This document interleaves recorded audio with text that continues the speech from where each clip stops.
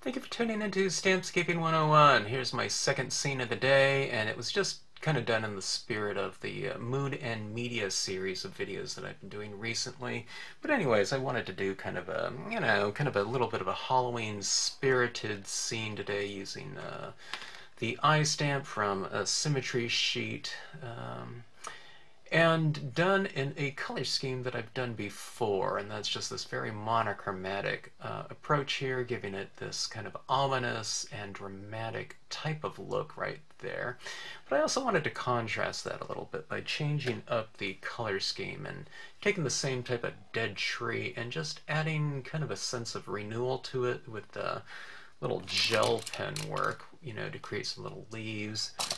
And a little paint pen here to add on these little tiny blossoms onto it.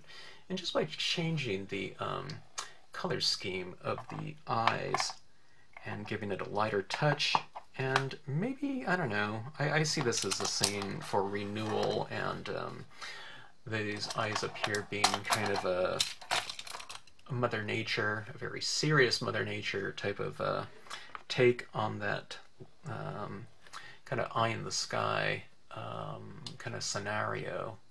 So very simple color scheme right here in terms of some warms and cools in here, and just going back into it and doing a lot of little gel pen work, paint pen work up here, and just adding a couple little extra touches here, some grass shoots coming from within this cracked earth, and the birds also signify kind of life and whatever, in terms of the symbolism of them. So I don't know, kind of a fun little take on that design from earlier today, but just a little bit of a different look in terms of the spirit of it, just by changing the color scheme. Okay.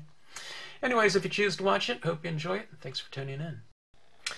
Okay, as a follow-up to this kind of slightly more ominous looking scene, I thought I would do kind of a comparison contrast video like I've been doing with the Mood and Media series of videos, and do the same scene, and to really change kind of the emotional kind of spirit of the piece. It could be seen as a sibling to this scene. It could be, I don't know, famine or something like that.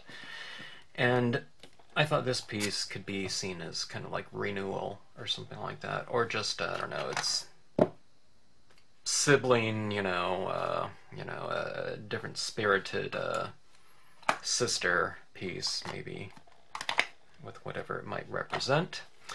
So anyways, I'm changing the color scheme around, and that will basically do it, or it should do it. Sometimes you just change your color scheme around a little bit, or a lot, and it can really change the, like I said, the spirit of it, the flavor of it, whatever you want to say. The emotional tone of it, basically. Alright, so instead of using just all of a black basis for this, I'm going to be using some color, and we'll see where that will take us. Alright, I'm taking this cloud stamp, and I'm going to wipe off the top of it, because that's where the eyes will enter the picture. Okay, so up there, so I don't want too much of that black in there, so I've taken paper towel and I've wiped off that area and there. Alright, now I don't have to mask this off, but why not? I have a paper towel here. I'm just going to mask off the cracked earth stamp, but as you can see, I have some of that cracked earth showing a good, I don't know, quarter inch of it or so, because if I get some of this blue into the cracked earth, no big deal. Alright, but I just don't want to have a big gap of white in between the clouds and that earth. And I'm stamping this out in a medium, kind of a royal bluish color. It's Bahama Blue Memento. Okay, wiping off again here. Wiping it off in the part that will transition into the design that will go right above that, which is the eyes stamp. Actually, I'll use that same color. Okay. Here's the eye stamp. If you didn't see the previous video, it's the eyes from the Symmetry sheet number 4 right down here. And those are the eyes of my Winter's Wind woman right here, this character. The butterfly is just a fill-in stamp. I just filled in some space on the plate. That's not a part of it, but you can see those eyes right there. And here's the eyes right here. This one's kind of a truer life-size version of it with the original drawing.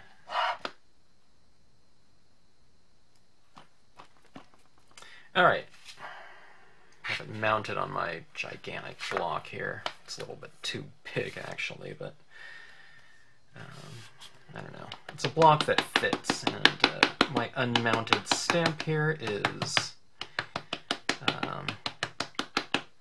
prepared with tack and peel from Tsukuneko, so that my unmounted stamp sticks to it, adheres to it in a temporary fashion. Alright, now I'm going around this very geometric, hard-edged image, okay, and I'm going to blot off a good portion of it, probably going about a ½ an inch into it just with this blotting motion, and on the very edge I'll take off a pretty good amount, okay, like this, just so that it transitions a little bit more gracefully into those clouds, okay? Alright, so I've taken off a pretty decent amount. And what we'll do is we'll mask off these clouds right here, okay? Loosely mask them. Have about, I don't know, ½ an inch, ¼ inch to a ½ inch of the clouds showing there. Okay.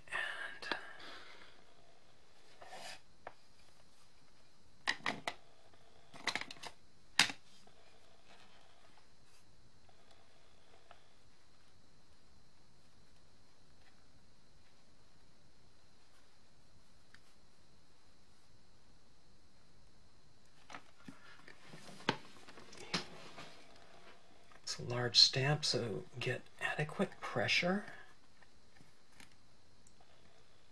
Left, middle, right, top and bottom.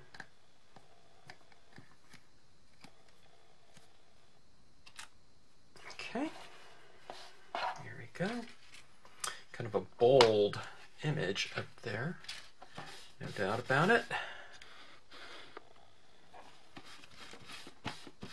This is an engraved style of drawing, so the idea is with engravings is that it's like a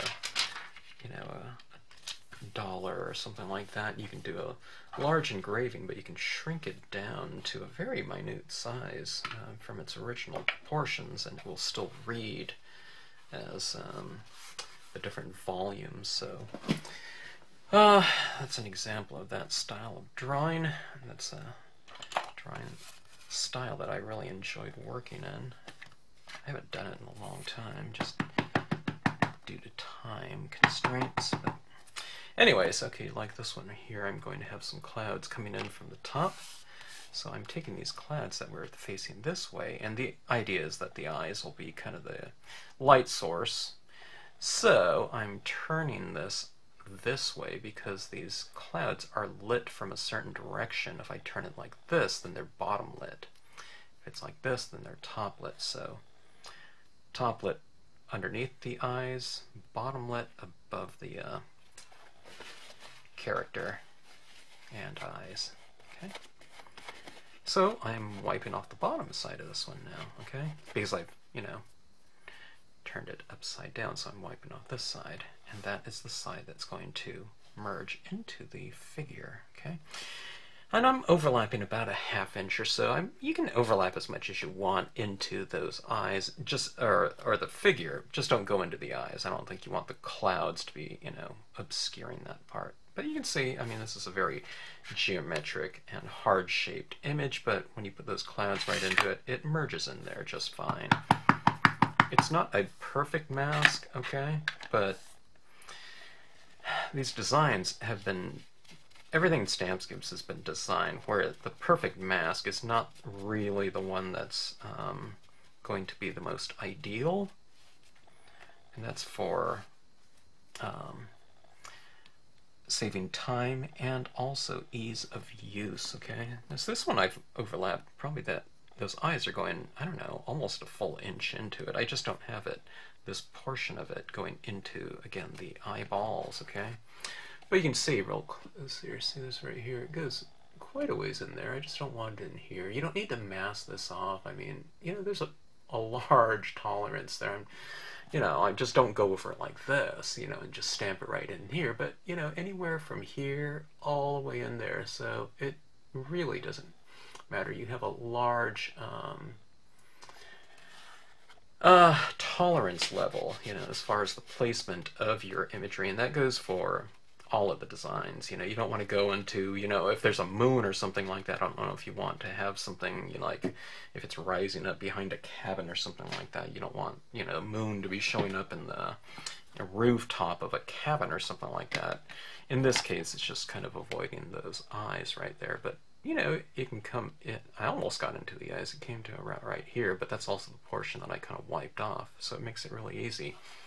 Everyone always says, oh, you know, you make the process seem really easy. Well, that's kind of the entire point of it. The point is that, you know, you want to make things nice and easy. You want to have the results look complex and involved, but you don't want the process to be hard. So you just have to make the process easy, you know, as a kind of the methodology that you employ. And if you do that, then it becomes very easy. A lot of people think too, sometimes they say, oh my gosh, that looks too complex, but they're talking about the drawing of it, you know. The truth of the matter is that everything has been designed for ease of use and kind of not being too careful. So when you overlap everything, it becomes kind of,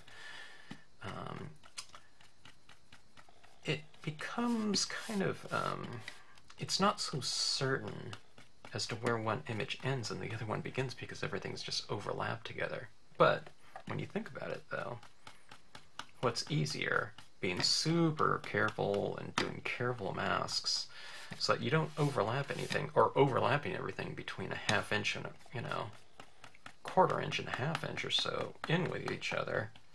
I mean, those clouds came right into this thing too, but no big deal. It'll just, you know, be part of the composition and color scheme. Okay, so I don't know. That was one of the things when teaching workshops is you kind of had to get people kind of past being too careful about things. And then when they see, oh, okay, everything merges together, it's kind of like a sigh of relief and kind of this, I don't know, moment of enlightenment. Oh, okay, I get it, you know. Now I see how it's done, type of thing. And you hear a lot of people, oh, we don't have to mask anymore. Well, you do if it's kind of designs that are outlines, you know, which are most of the designs out there in the stamping world. They're outlines that people kind of color in.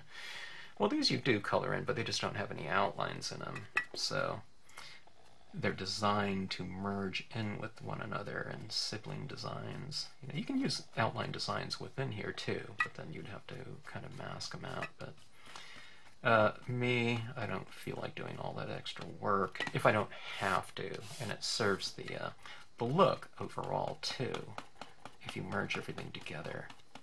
Okay, now here, what I'm doing is I'm just kind of coloring this in, but just think about this whole area as one shape, okay? Just imagine this cracked earth as an outline kind of design. And just like you do with colored pencils or something, or markers or something like that, quite often, you know, when you get this area, you color it in one thing, and then you kind of darken in the edges, right, to give it some dimension and depth. Well, think about it like this. Here's this area that's been colored in, except in here, maybe I have 2 areas of light. I could have 1 area of light, but I'm just doing that thing where you kind of darken in the edges around it. So instead of kind of doing fields of color that have been very distinctly outlined and separated. You just have fields of color right here too, but they're not so, you know, there's not a huge differential. Maybe in this scene there is. There's, you know, land and sky, you know, or earth, cracked earth and sky, so you can see this as being blue and that one brown, you know. But in other cases you can really run colors in with one another, and that, I'll do a little bit of that here. I don't want these two fields to be so separated in terms of the two different color schemes that I'll use in it. But anyways, still thinking about that kind of rebirth thing, and I have some ideas on what I'll do in this one. We'll see how it comes out, though. You never know, you know, how the composition is going to work, especially when you're doing something kind of brand new. But I have a pretty good idea of, you know, the general gist of it, just based on kind of the process I'm using. Okay, now this is tea dye. I've been laying down a couple different versions of brown. Just a medium brown and dark brown. A lot of people have that in your supplies. It doesn't have to be Marvy pads, okay? You can use your distress inks. I use the distress inks on this one, but this one has more of a black tone to it. But see here, right here, when you kind of blend in your colors like this and you layer them. See, now I've done this on this side of it, but maybe you can see this, maybe you can't, but I don't know if you can see, but there's a little bit more of a distinctive glow here, okay? And I'll use more tone too. But the more colors you add, in terms of transparent colors, the richer something can become, and you can give this illusion that the light is coming from kind of within a scene. It's kind of, I don't know, maybe on this one it's a little bit of that, but when you add analogous colors next to one another, and now in this case we're kind of layering them right on top of one another. When you do that, from a design perspective, you get what they call a color glow. And I like to create scenes that kind of depict this kind of illusion of light coming from within a card like this. You know, we're never working with really light because we don't have, you know, a flashlight behind the card or something like that. So you just have reflected light coming off of there. So I create this kind of illusion of light from within a scene by layering tones on top of one another, starting from lighter tones and moving into darker tones, but also kind of working within, you know, a general color scheme. You know, if it was for something like greens, it would go from yellow, yellow, green, darker green, and, you know, darker green, darker green. In this case, it's the brown tones. You know, some of these tones right here, like walnut stain. These, I mean, browns by nature are warm tones, but you get something like walnut stain to this tea dye, and those are a little bit more of a warm brown than these ones. So the darker one kind of serves as kind of a darkening agent to create kind of a bit of a vignette around the edge, okay? And like I said, a lot of people do that, you know, in any kind of design they're doing. If it's a little figurine with different types of clothes, what do? You put kind of a, you know, if it's a Santa Claus or something like that, you do his little red coat, but then you kind of put that darker edge around it, and that's all we're doing right here, okay? It just kind of has this more of a glowing texture, first of all, because I'm working on glossy cardstock, which, I don't know, not as many people do anymore. If you go back to the 90s, everyone worked on glossy cardstock. They had, you know, matte and glossy, but because there were so few accessories out there in stamping, you pretty much had a set of some sort of pens, if not two sets of pens, like the La Plumes and the Marvies or the Tombos. And then you stamped on glossy and matte cardstock. There weren't different types of papers out there, like specialty papers. There weren't hardly any accessories out there either, so you just kind of made use of what was out there. And it was out there in as far as selection goes, in very limited supply, so pretty much anything that people used, everyone used. I mean, there weren't even raised dye-based pads out there at the time, so you weren't buying any pads. Anyways, we're going way back. Maybe some of you remember that if you're still stamping like I am, and a lot of people still are, and that might remember that. No accessories. If you walked into a rubber stamp store, it's just stamps. They might have packs of like 25 pieces of 4x6 cardstock or something like that, but yeah, there wasn't very much else. Okay, let's go into the sky here. Let's treat this the same way. Okay, now I want those eyes to remain nice and light, okay? So here's what I'm going to do, is I'm going to take this color right here. This is Summer Sky Memento. And it's a very, very light blue. I don't know if I'll even be able to see it at all, but if you have a light version of a given hue, and that's going to be the color that you're applying in a given area, I'd always start off with that lightest tone. Sometimes it doesn't look like it's applying very much, but that's kind of good because it gets you to really lay down a good saturation of it for it to show, and you do want a nice saturation of your inks. It doesn't have to be super dark, okay, but it's a good one to start off with because it gets kind of the paper nice and coated with ink, in addition to going for some coverage. So as light as it is, I would recommend using it. Okay. Now what I like to do, like some of these clouds up here remain nice and light, okay? Because I didn't tone them out with color or my black ink, okay? That's the same thing with those eyes. Those eyes really stand out because I ran in some color around them, right? So you're doing selective shading, okay? So whatever you want to remain light, you know, look at your scene and think of yourself like a lighting director. You know, if I had stamping out a couple hikers or a mountain biker in a scene, and you know, I'd want those would probably be the, you know, the subject matter, or if there's a deer or something like that, or if you're stamping out a Christmas card, you don't want to obscure your snowman or something, you know what I mean? Your people or animals in the scene with tone. Okay, now I'm going with a little bit of a darker blue. This one's a salvia blue from Marvia. It's just a little bit darker than Summer Sky. This one's really showing up a lot more though.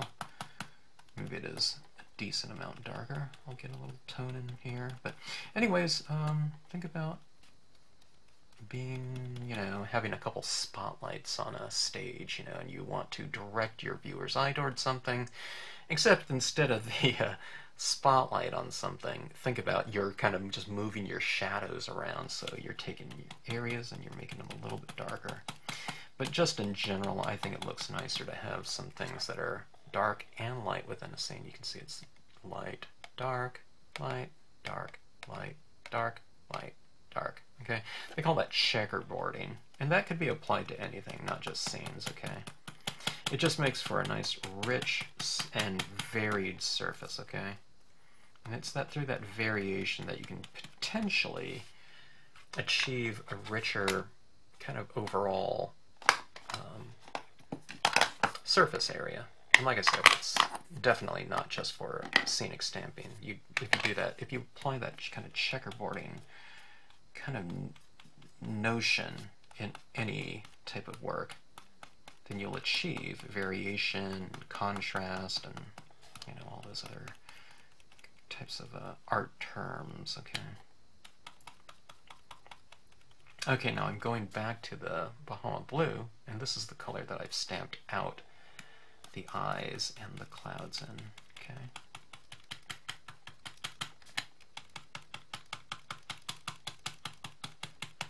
Alright, now see, I'm kind of staying away from those lighter areas of my clouds. I still want those to remain light. When people are first kind of doing lighting and in scenic stamping, where they tend to lose their light in here is when they get to the darker colors, and they're pretty good with it with the lighter tones, but then they start applying this and they get really free. Okay, I got the hang of the sponging technique, and like this, and they sponge everything out. So when you get to the darker tones, just kind of stay on the perimeter a little bit longer before you take that into your scene, okay? And that way you'll have that, get that retention of light. And then when someone sees your scene, or your card, whatever you've made, their question for you, if they haven't seen this technique before, is always going to be, how did you get that cloud light like that? You know, because you're thinking that you did, this is a dark piece of cardstock or something, and you've gone in somehow and you've magically added this lighter cloud into a darker scene. So sometimes it's kind of hard to describe for them. You just, you know, when you say, well, I just darkened in the area around it, it's kind of confusing to them in terms of as a concept. So, you know, which is a good thing. I don't know, you know, you want to be able to kind of explain it to people, especially in kind of my position, certainly, is trying to be an educator on the usage of, I don't know, the stamps and the techniques and whatever. But on the other hand, you know, it just, I don't know, people think that it's a more complex technique than it really is. How do you make that light? Well, you just don't color it out, right? Which is simple, but I know where people are coming from, though. It's confusing at times, you know.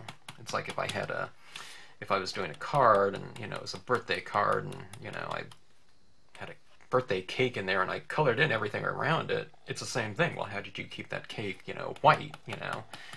They can tell that because it's an outline image or something like this, where this is kind of like gradation, so it can be kind of not, you know, a concept that isn't quite so apparent. Yeah, good for us though, I guess, as the creators of a given scene. It, you know, people think it you know, took more work than it did. Okay, let's go back into black here. Actually, I haven't used black in here, but I'm going to use it on the scene just to create a little bit more of a vignette. Maybe I won't go into it too much, though, because I do want this to have a little bit of a lighter touch, you know, or look. Okay, let's do this in the four corners, upper left and right corner.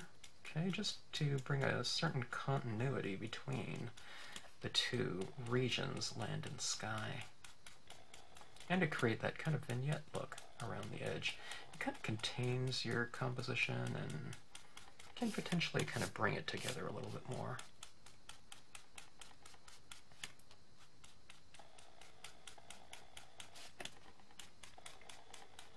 You know, instead of two completely different pieces, it's getting a little bit of a stronger feel, you know, of being, you know, related parts of a whole.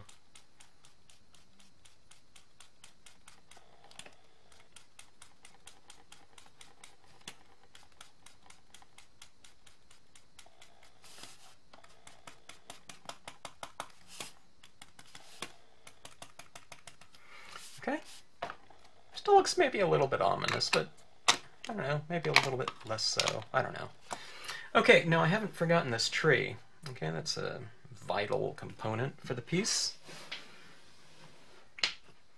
Now, okay, I can stamp this in black, like I did this one, but I don't want to wait for that to dry. That was the VersaFine, so I'm just going to use a dye-based ink. And I've kind of waited for the end because I know how much color layering I was going to put on here, so I want this tree to be nice and crisp. Not that it may, you know, all that color layering didn't make this ground look all fuzzy and, you know, blurry or anything like that, but nevertheless, I sometimes like to keep my, I don't know, this is going to be kind of a foreground image. I like to keep those nice and crisp as possible in terms of the impression and how it looks at the end. All right, now I'm going to bring in some dark brown into this. I don't know how it'll read. I think it'll still read as, you know, for the most part, black, okay? But maybe I can get a little bit of variation because I don't want this to look like a dead tree like that scene. Okay, I want this to you know, have some life in it, you know, like it's still kind of has the I don't know, change in that bark, you know, like there's still life blood working through. This is olive brown here.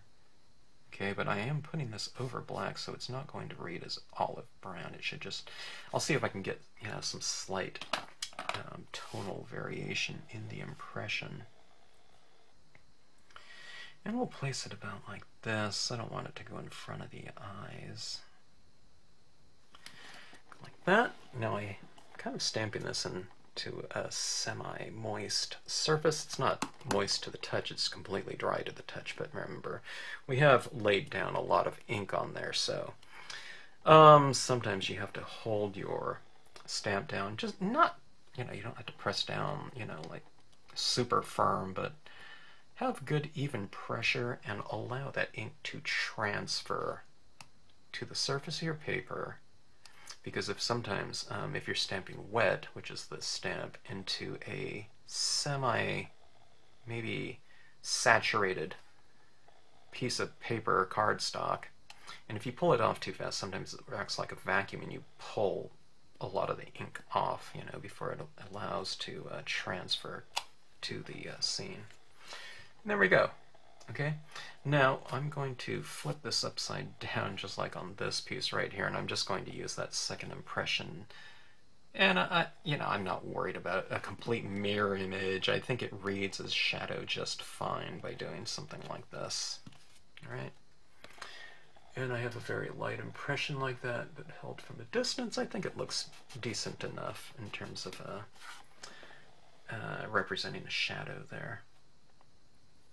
Okay, so now the fun begins, all right? What says renewal, you know, as much as anything when it comes around to spring? And I say that some different color leaves would be good. Now I have my set of 180 colors of gel pens. And I'm looking for a few different tones of green. Okay, here's a green, and here's a green. I'm looking for a darker green. This is shuttle art again. And with the advent, well, not the advent, but the popularity of adult coloring books, there's so many opportunities for us stampers, paper crafters to take advantage of the very reasonably priced media out there that's perfect for overstamping. But this set of 180 pens, you know, gives me a nice range of values of every hue out there. You know, oranges, reds, purples, violets. You know, then I have not only the colors and the values of the colors, but I have the metallic greens, the metallic blues, the glitter blues, you know, and it all came in the same set with 180 refills, and it's $20, you know, so, and they work, you know, they're not like those old pens that you bought, they're brand new and they never worked, but these ones work just fine. Okay, so renewal, let's add some leaves onto here. Now some of these pens I've probably never even used before. There's so many different colors. Let me get them kind of flowing here. These inks are a little bit thinner in terms of being a little bit watery. In this case, well, I don't complain about a, you know, set of 180 or well, I don't know, whatever, 360, you know, pens if you include the refills for the 180 for $20.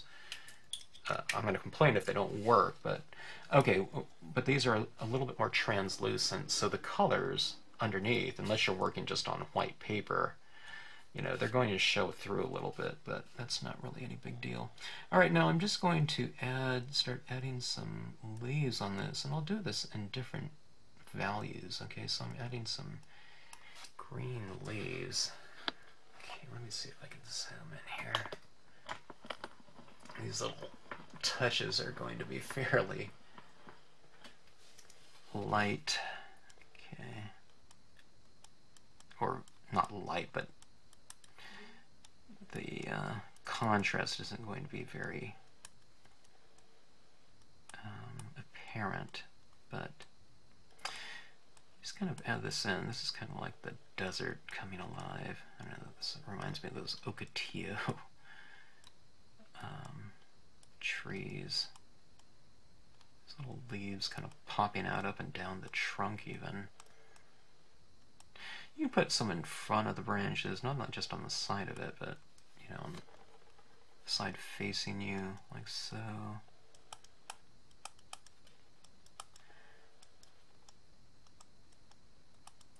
So now, instead of this kind of ominous looking figure up there, I don't know, when you put this green in there or something like that, I think it's kind of renewal. It's like Mother Nature kind of looking down and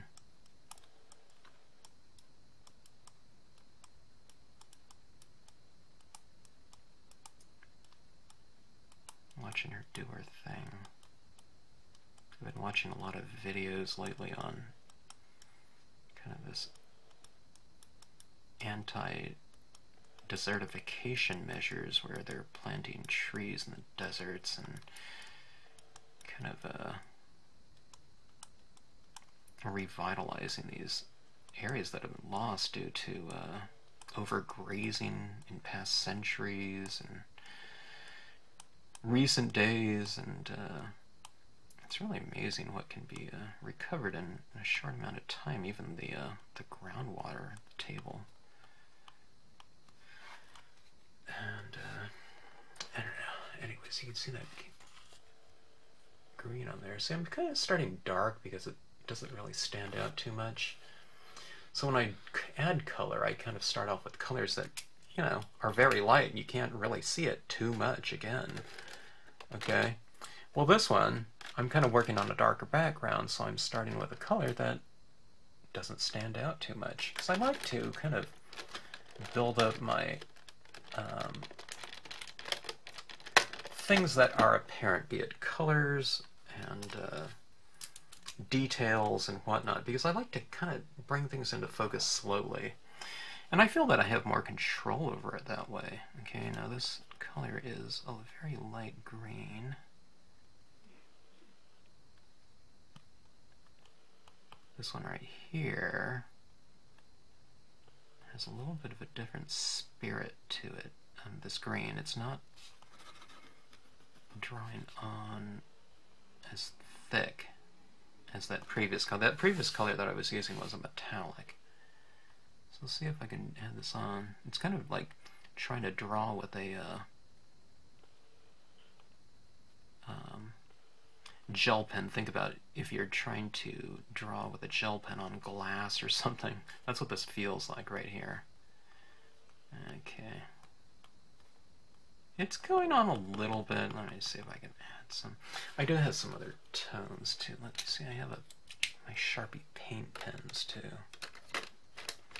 Okay, that was that one. Let's go to this real fluorescent yellowish greens. Yeah. Now see this one. I don't know. Just this character is a little bit different. It's a little bit thicker, or thicker. It's actually it's waterier, but it feels kind of chalky and it's going on. I'm working upside down because it's just easier for me to get to in some ways from upside down. So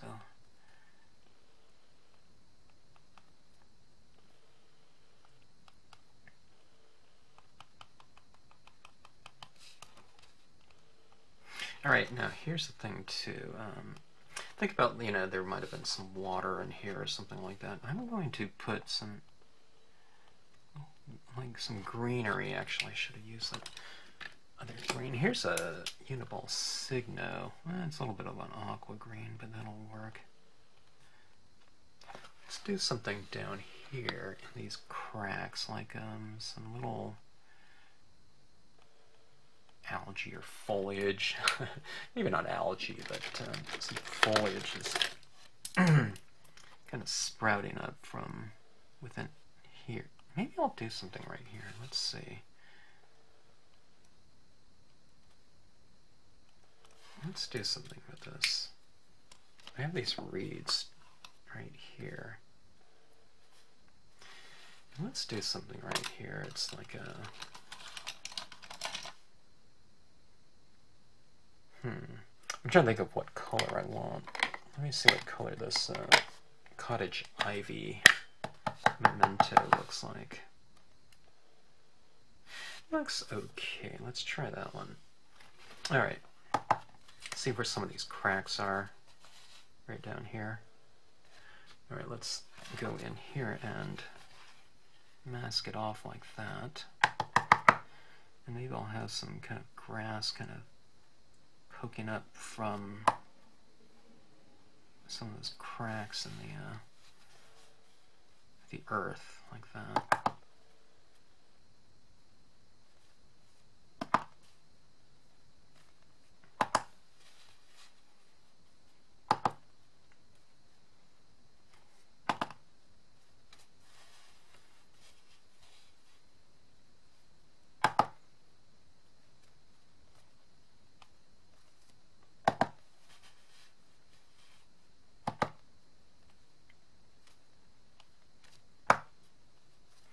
Okay, there we go.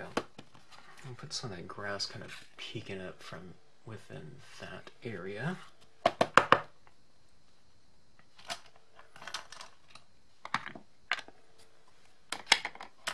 Let's lay down some little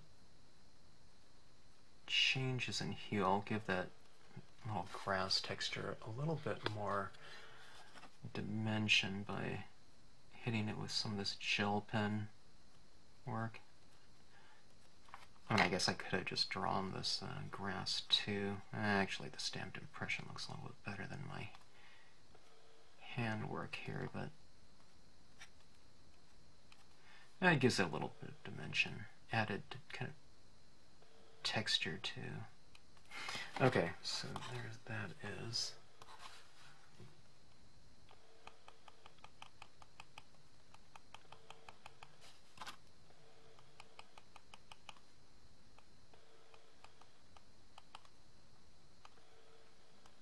What I need is a tiny little bird or something. That would be... Oh, maybe that's what I'll do. I'll put some birds in the sky, maybe. I need some kind of little thing of nature in here.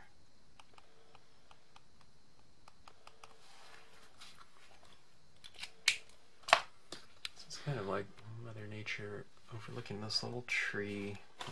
It's like the little tree that could. Okay. She's watching it kind of come alive again. This is a Uniball Signo white. My Signos are kind of really low on ink. I've gone through so much of it. Let me see. Oh. Here's all my pens right here. Let me see which one of these. They're all real low. If you know white pens, you know the Signo pen here. It's always the tried and true performer. Alright, let's add in some little blossoms, you know, to this tree. Nothing says kind of renewal and spring like a few blossoms on some trees, and adding this kind of white in here like this will kind of create a little bit of continuity between this eye area that has white up there and this area down here with the tree and the earth.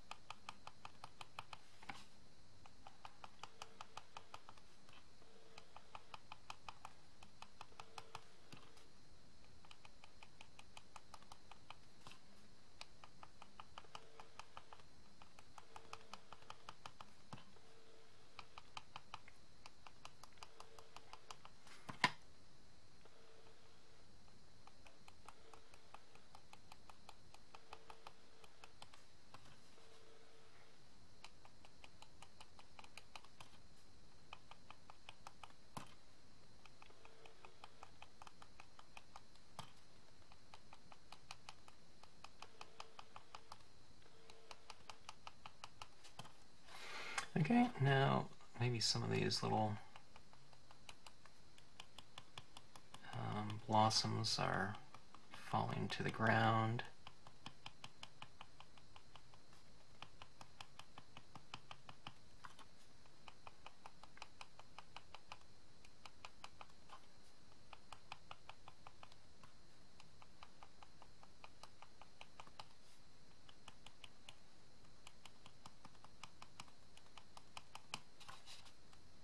You can also use the white pen as kind of something to create highlights and to give your tree, or just whatever objects you're doing this on, a little bit more dimension by saying, okay, it's not so flat, you know, you do have some light and dark parts of it, okay?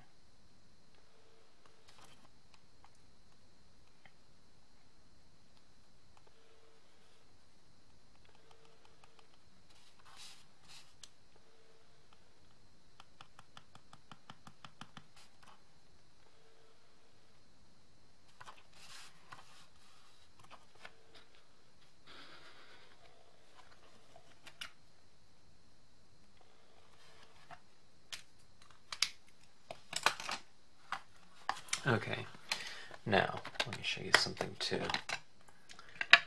We can go back to one of those other blues. I happen to have a aqua ocean light. Sorry, Adirondack Lights aqua, which is a very light blue. It's a shadow stamping blue. But if you know, you can use your summer sky or whatever lightest blue you had. And see this area down here that's still a little bit, you know, there's a little bit of the white of the paper down there. What I like to do is I like to bring some of this blue down into that area. Lightest blue, don't come in, you know, with the Bahama blue or something like that, but this lightest blue, and I can just add it down here like so. Ooh, that was too juicy. Okay, and down like so. I added a little bit too much here. Actually blurred some of my trees, but I want a little of that blue down there in that area. See that right there now? So it kind of creates that connection again between that hue and down here. Alright, now I'm going to mess things up there. Let me go back in. No big deal.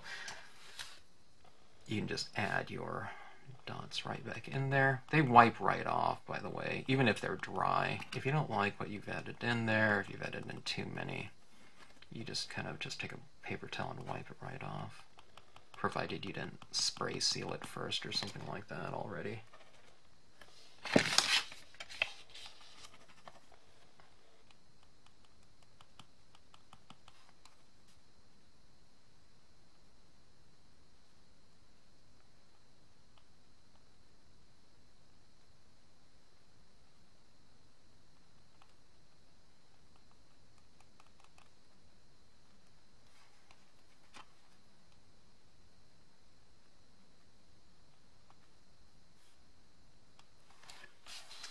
Okay, there's our little tree. Growing well. Let's see. Now let me do something else here too. I don't know what kind of little tree this is. It probably wouldn't necessarily be a cherry blossom or something like that, but I am going to add a little bit of a different hue to it, okay? I happen to have this Sharpie paint pen that'll be a good one. This adds a pretty definitive little mark because it is paint as opposed to gel. And I have a set of the pastel ones of these. I haven't been using these lately as much since I got that 180 set of gel pens, but these ones work very well. Okay.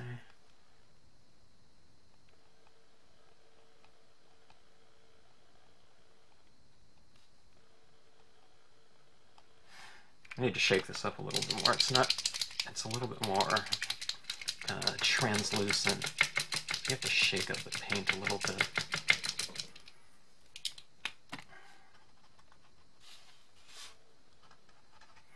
Maybe a little bit watery. I'd shake this up a little bit more, but I don't want to wait. No, that's pretty good.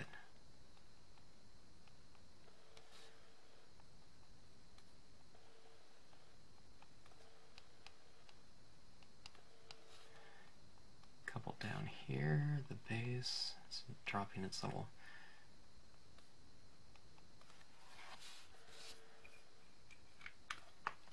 bits. I should do a little bit of a... Let's try something here. I don't know if I can make it look elegant enough, but we'll try. Like it's like there's a little bit of a wind, and yeah, there's a few little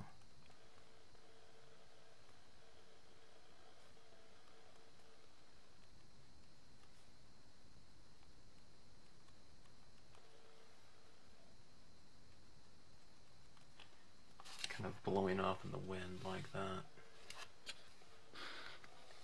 Yeah, not too great, not too bad though. Like that. It kind of, I'm trying to mimic these, the motion of the eyes there too. Just to create that connection. Okay, maybe I'll put a little bit of those same types of touches into her eyes. Okay, all of these dots, and kind of spread them out a little bit.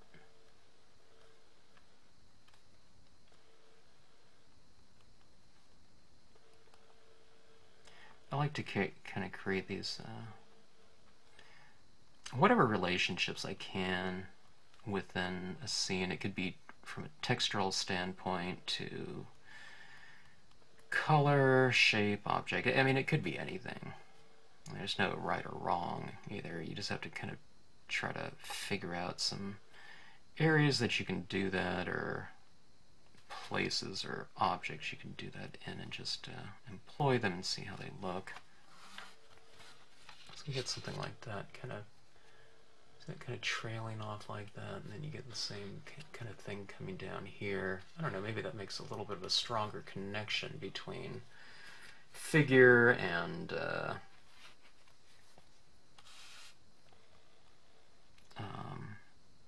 I don't know, whatever it's medium. So we're saying that this kind of nature and trees and things and such are, you know, this figure's medium,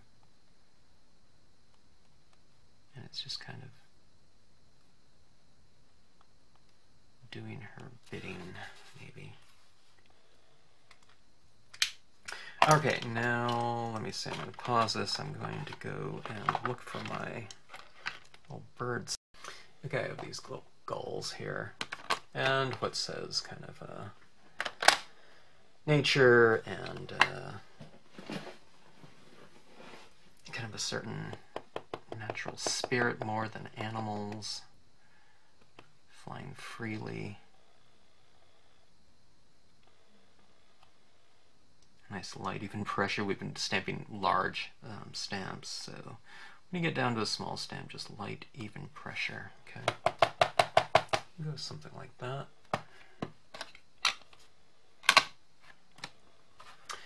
And then you have, let's take a look at this one. Maybe this is a two-part thing. Maybe this is a certain feeling, and this one a little bit of different feeling in terms of the color scheme and whatnot. You know, I wouldn't say one looks happy, you know, or something like that. This one still looks fairly serious in terms of those eyes right there, but it's kind of what you see happening down below here. I mean, look at that tree, and this one right here, you know, just in terms of the treatment of it. So a little bit of different, a little bit of a comparison contrast thing. And I don't know, it's kind of fun. It'd be fun to do this one in kind of a winterscape, you know, with a snow or something like that, maybe. different what do you call it? Personalities, different personalities of the eyes stamps here. Anyways, hope you enjoyed it. A little bit of a different twist here. I haven't, this is a completely new type of composition for me in terms of this color schemes here with this, given arrangement of stamps, but it's still fairly, simple. We have one cloud stamp used up here and several impressions. The eye stamp is the second stamp, tree, and cracked earth. And then we did use the reeds and the words in there, but it's still basically a 1, 2, 3, 4 stamp scene. Just a lot of gel pen work and coloring like that, but that's all fun, adding those little leaves in there like that. And you can do that to any kind of dead branch type of thing. You can always foliate it, accordingly. Either with hand done, or you can take little stamps of leaves or something like that and place them in there. It's also fun. Okay, anyways, hope you enjoyed it, and thanks for watching.